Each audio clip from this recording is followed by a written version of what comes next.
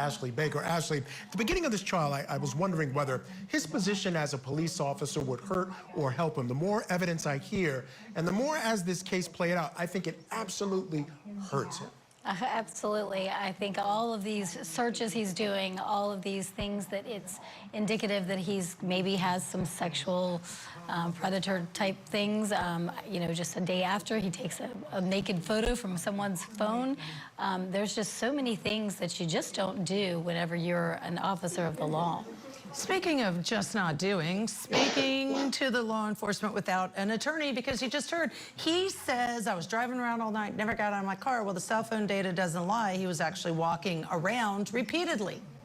We've got a lot of things that he's done and said that are not quite the most wise. I think the criminal accusations we have here and the evidence, the gun, oh, and don't go looking for my gun, it's just stolen.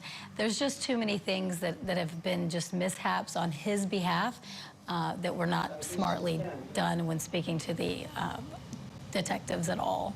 I mean, in speaking to the detectives at the time of it, afterwards using his work phone to search for things that are certainly incriminating. I mean, you know, and it was, you know, we could talk about criminals not being smart. Yeah. This is certainly the case here, don't you think? Yeah, I absolutely agree with you. And the fact, again, that he was law enforcement, he should theoretically know how to cover things up a little bit better than he did. Absolutely, and trying to talk them out of it again. He might have thought he was smarter than everybody else. Yeah, I guess he did. In some way, shape, fashion, or form. And we're going to see what the jury does with it. All right, thank you to Judge Ashley Baker for joining us today, of course. Folks, stick around. Coming up, more testimony. The Taken Teen